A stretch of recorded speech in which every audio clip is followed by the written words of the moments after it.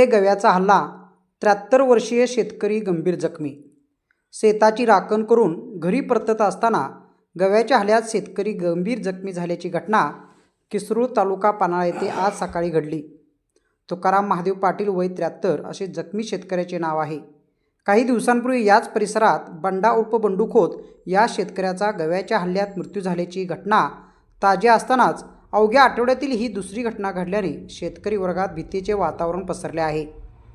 काल शुक्रवारी सायंकाळच्या सुमारास शेताची राखण करून आज सकाळी घरी परतत असताना अचानक गव्याने हल्ला चढवला. या हल्ल्यात महादेव पाटील गंभीर जखमी झाले.